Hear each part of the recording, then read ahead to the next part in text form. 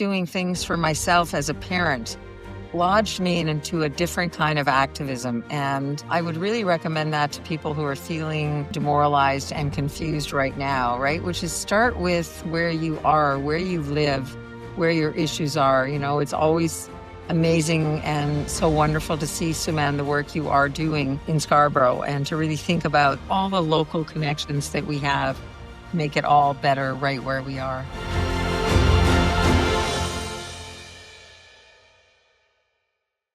Hi, everybody. Welcome back to the Zero Hunger Project, our podcast. I'm Suman Roy. I'm Stacia Neale. And we are going to talk about zero hunger. As I committed to you, by 2030, the world will not have hunger. No, I'm just kidding. I did not make that commitment. I just want to say that loud and clear. But we're going to aim for that. Today's topic, I think, Stacia, we're going to talk about something that we had talked about earlier briefly. It is about food for kids in schools. Yeah. We talked about that in our episode, our introductory episode. And I was saying how, I understood about hunger in schools sort of at an intellectual level before I had a kid. And then hunger in schools all of a sudden had names and faces. And they were my son's friends. And, this is a hugely political problem. And I'm really looking forward to having a conversation with our guest today, Debbie, who's going to sort of lay out everything for us and hopefully educate people like me who really don't understand the breadth and depth of the problem.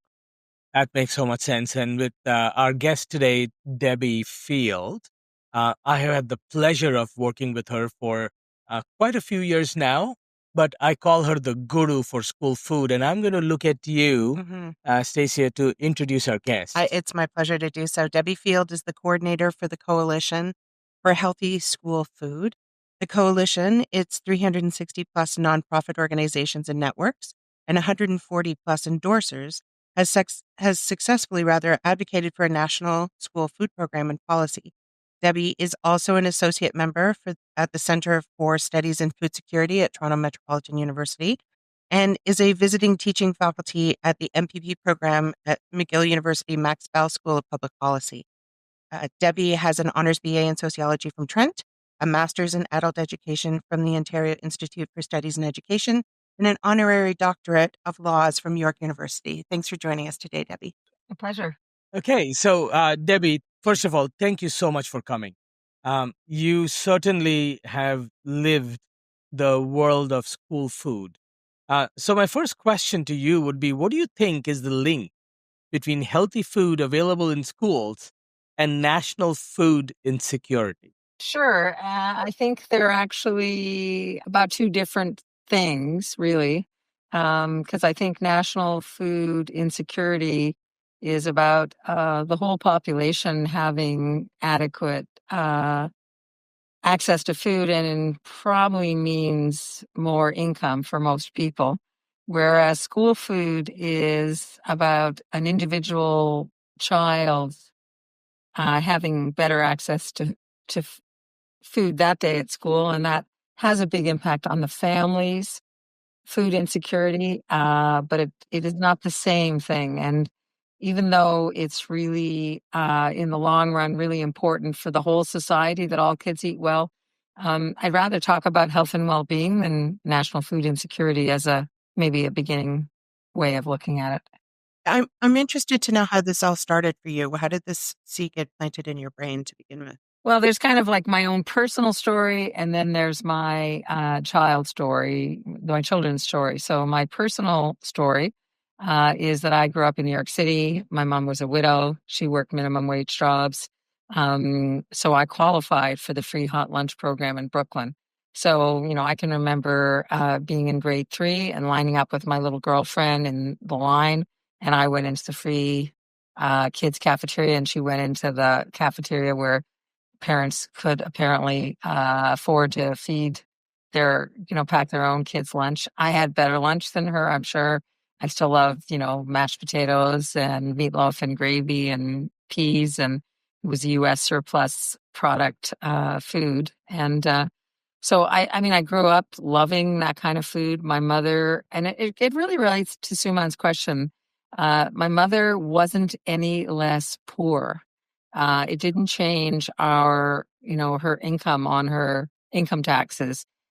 She was really struggling still to make ends meet, but she did say that it took a tremendous pressure off her household budget.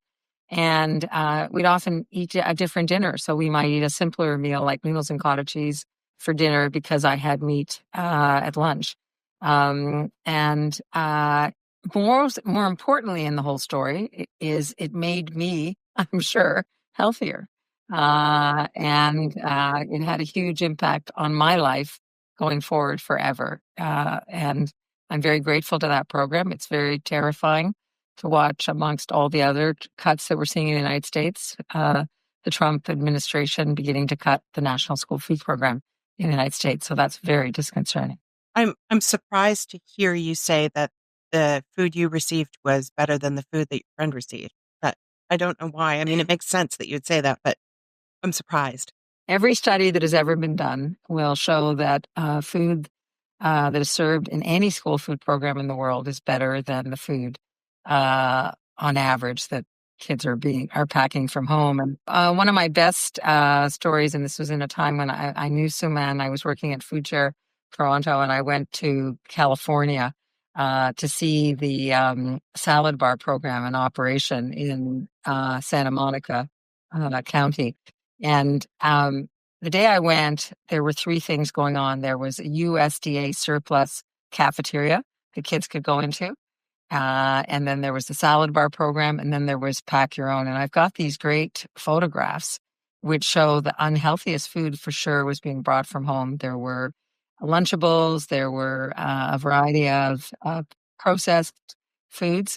There was a great study, I don't know if it's on your radar, Heart and Stroke Foundation just 2 weeks ago released a brand new study on the incredible dangers of basically prepackaged food to our long-term health. So, you think about even crackers and cheese, which I'm sure many parents are thinking is a great thing to put in their kids' lunch. And I had it for lunch yesterday.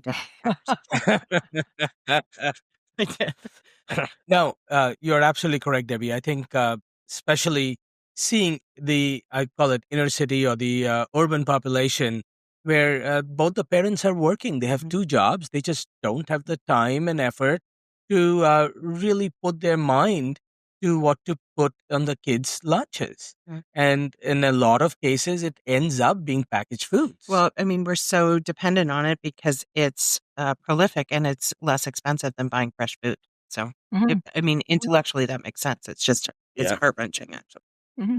Well, but it's all can become pretty simple and exciting, and that's what's so great about what's just happened in Canada, which is just a week ago today, Alberta and Saskatchewan finally signed agreements. So we have 13 out of 13, all the provinces and territories have signed agreements with the federal government, and it's not enough money, and there's all kinds of growing pains.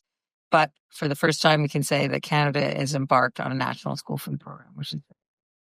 So, Debbie, I want to get to this point because from the longest time I've known you, you've been an active advocate for this. And I know we have talked many times that we were the last G7 country to actually have a school food policy.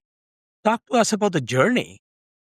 Well, it started a really long time ago when some of us in the city of Toronto, and that goes back to Stacia, your other question, how I got in on this when my son Joe, who just turned 41 last week, was 6 years old, and a bunch of us, including Mayor Olivia Chow, and so I'm hoping we'll get a chance to talk about what's going on in the city of Toronto in a few minutes too. So Olivia was a school trustee, and I was the assistant to a guy named Dale Martin, who was a local city councillor, and Jack Layton, who then, of course, went on to be the leader of the NDP, and was Olivia's husband, was the other city councillor for the downtown area. And a bunch of us got together and problem solved. What could we do to get school food going on?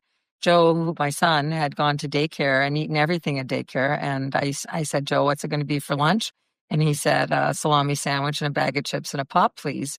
And when I challenged Joe about that, he said, because that's what the lunch program was at Fern Avenue Public School in 1991. There was one woman, a volunteer, Sandy, a mom, and she served slices of pizza and hot dogs warmed up in the microwave and no name pop. And everything was a loony, and she didn't make change. And this was this massive industrial kitchen in this basement of an old school. And I went in and worked with the principal, and we figured out that Maggie, who was the cook for the daycare, was just about to be laid off because the old city of Toronto, in their wisdom, changed the formula. And you were going to have, you could have a cook, full-time cook, if you had 75 kids, and Metro changed the regulation. It was going to be 85 kids. And we would have lost Maggie, and the principal and I figured out that Maggie could cook for the whole school in this beautiful industrial kitchen. And voila, there was the birth of the Fern Avenue Public School lunch program, and it continues to this day. So the journey, I guess, starts in the 90s. People were noticing that we didn't have, as Suman said, a program, even though we were usually in advance of other issues. And so at a grassroots level, we began creating programs like the one I described. We were lucky to get some money from the old city of Toronto, $150,000. And that has grown to, it was over 20 million, and the council just voted another 6 million. So the city of Toronto puts in 26 million a year, and Olivia Chow and the council are committed to a universal mid-morning snack by the year 2026 and a universal lunch program by the year 2030. So we're on a journey. We're doing well, though it's taken decades. As all journeys do, especially when they're talking about sort of institutional change. I mean, it's through the tenacity and dedication of people like you at the grassroots level, and people like the Maggies of the world who are willing to dig in and come up with a solution to a problem. So Debbie, with the city of Toronto, but you got a national school food program in Canada approved. I did not realize that I would see that in my lifetime here, but we made it happen. Yeah, no, So I want to hear more about that. Yeah. Well, if we had been talking and we did talk, I think, Suman, we bumped into each other and we talked at various times. In the summer of 2023, it was looking pretty grim. We used to say we were cautiously optimistic, meaning we didn't think it was going to happen. It looked like the Liberals were going to run out of time and bandwidth to do a new national school food program. There had been a commitment. The Liberal Party had committed in the pre-election period in 2018 that if elected, they would create a national school food program and invest $1 billion over 5 years. And the NDP had said, if elected, they would invest $1 billion over 4 years.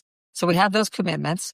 And then, very exciting, we saw it in 2 mandate letters. The Minister of Families, Children and Social Development, Minister of Agriculture and Agri-Food, they both had it in their mandate letters to do a national school food program, to negotiate with provinces and territories and First Nations, Inuit and Métis leaders to do that.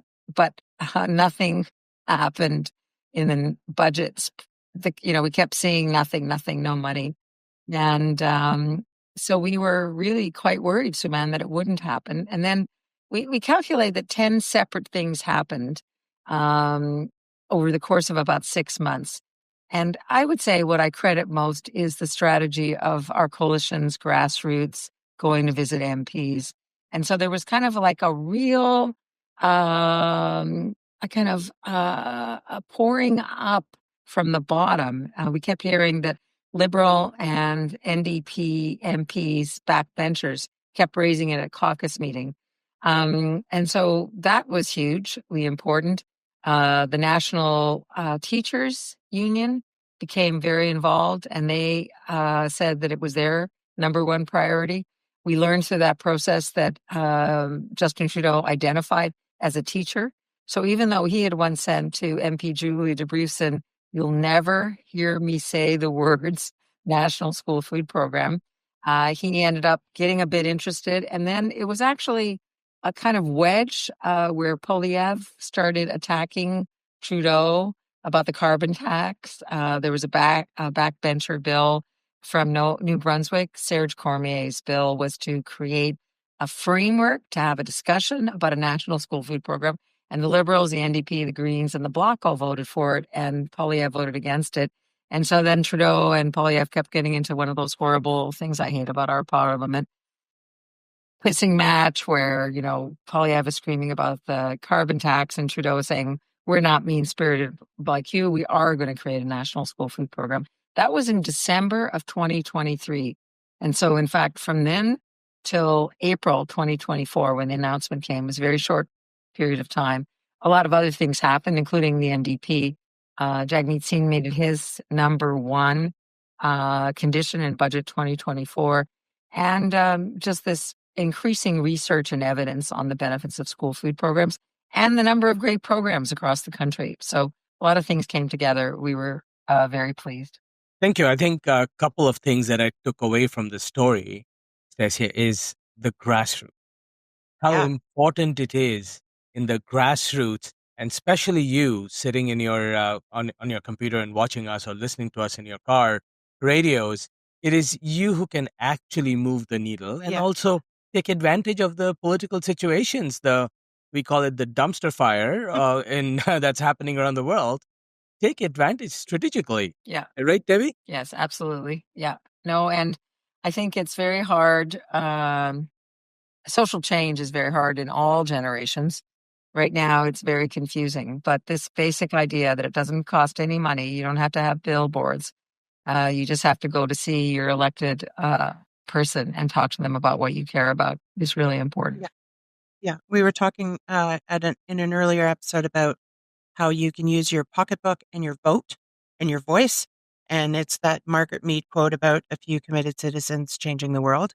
And you can actually it can be as easy, quote unquote, as finding a Maggie and getting her A, a job, and B, flipping her over. And then all of a sudden a whole school gets fed. I mean, it's about people sitting down and paying attention to the details and seeing how those can get strung together. Because I find in these big, kind of political machines, those types of nuances where the solutions lay get lost, I think, in a lot of the rhetoric. And so to have somebody who's clear-minded to be able to sit down and say, the shortest distance between 2 points is a straight line. Let's take Maggie out of this job and put her in this job. And not only does it solve Maggie's problem, it solves an enormous problem for this school. And just, taking that and carrying it to whatever is important to you. Again, I repeat, we don't have to do everything, but, we need to do something. And your something is pretty spectacular.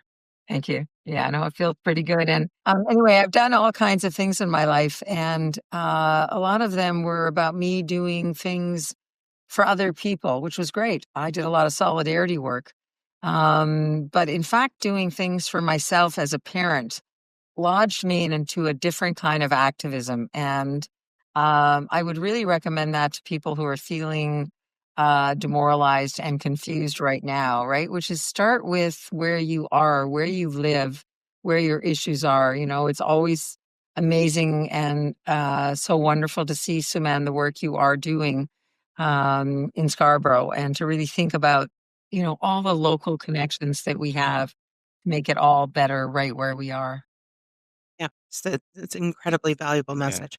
Thanks, Debbie. Debbie, I wanted to get a little more about, and for anybody who's not in Canada and listening to our podcast, Toronto is one of the largest cities in Canada, and Toronto has been a pioneer or a leading force when it comes to school food program.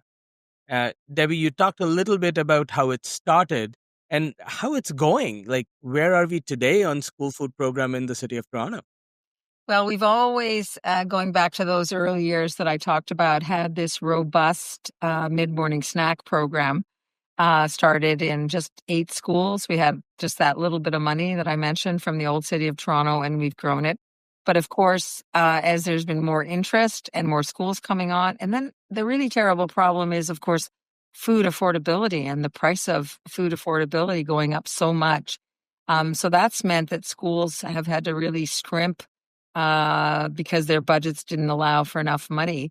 So when Olivia Chow was elected mayor, she committed to fixing that. So there's been more money coming in.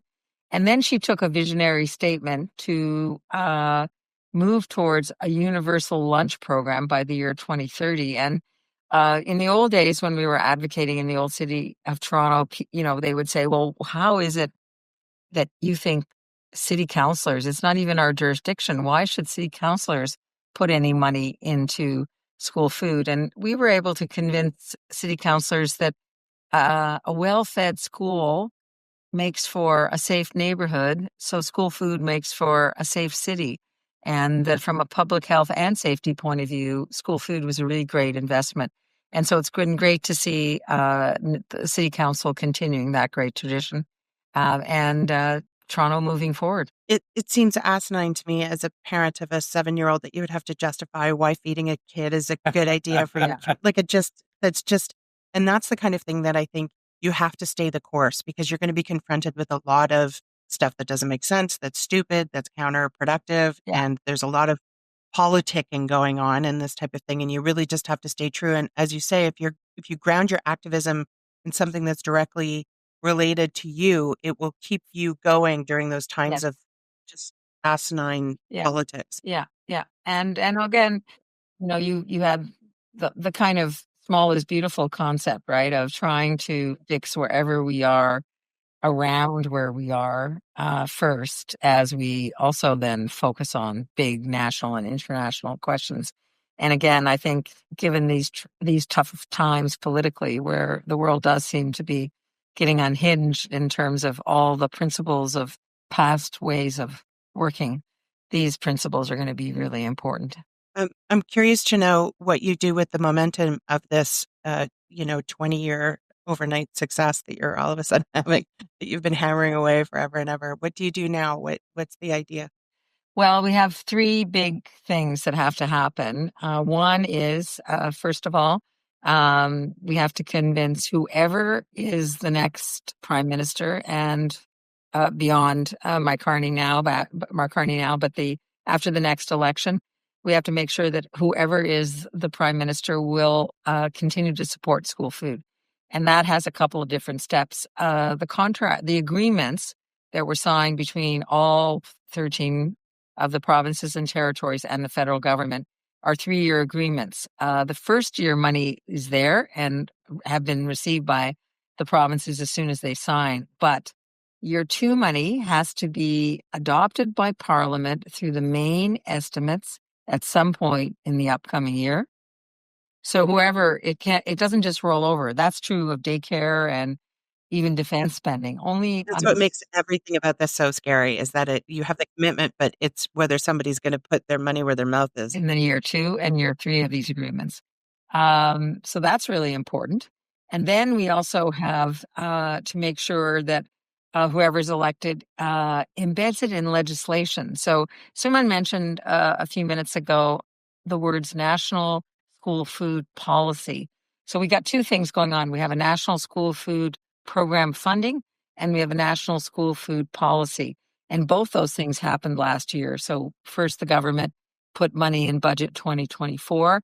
And then in June 2024, they released a national school food policy. And that governs a lot about the relationships of what kind of food is served, and what kind of program, breakfast, lunch, or snack, will the provinces and the federal government commit to working on together. We often say that the national school food policy is in some ways more important than the program, because that will be there hopefully over decades. And we look back and look at countries like Sweden and Finland who had policies for a long, long time. Our food policy, the Canada National School Food Policy, is one of the best in the world, except nothing is embedded in legislation. So in Finland, for example, a law has been passed which says that every child will always have lunch at school, and the kids will be involved in menu selection. So we're urging every political party to do that sometime in 2025, create some legislation to protect this forever, and to grow the program more financially, because $1 billion over 5 years, or roughly $200 million, is not enough for a universal school food program. What is that magic number, Debbie? I think it would be closer to $2 billion a year from the federal government. And I know that sounds like a big number, but if you look at childcare, it's more in the billions. And if also you think about the impact of what we're really trying to do, that's the other thing that happened. I haven't had a chance to talk to you about that, Suman. And Stacia, I think you'll be really interested in as well, is there's new research from Sweden that shows that children who have participated in a universal school food program were healthier over their whole lifetimes. They were I was going to taller. ask if there are any. Yeah. And there were higher lifetime earnings, which passed into the next generation, and a higher rate of women's participation rate in the economy. So really huge economic drivers. Of course, educational impacts. We often think about local economy in terms of local foods with tariffs. And with us wanting to reorient the Canadian economy to make sure that we can feed ourselves, school food will be very important. And so the economic benefits are huge, even if the price tag at first count sounds a little higher than the current one. But also look what it did for you as a singular person who was a recipient of these programs. It galvanized you into a lifetime of advocating for other people. So imagine if that happens on a national scale or an international scale, what the capacity building opportunities are incredible in that. How many? And in that way, I almost wished I could answer Suman's first question differently, because in a way, well-fed children are part of a national food security strategy. Absolutely. Yeah. Absolutely. So, dare I say, food care versus healthcare? It's just a mindset. We spend billions on healthcare nationally, and investing a little more in food care overall would probably lower that amount Well, down. it's proactivity versus reactivity, right? Exactly. It's a proactive move. If we can get the kids in their childhood towards a healthier lifestyle, we're going to see a less of a draw down on our healthcare as they get older, because they're going to be healthy adults. They're going to understand how food works, and I would be interested to know. I have two questions. First of all, how many kids does this impact nationally? Just so people understand the scope of this project.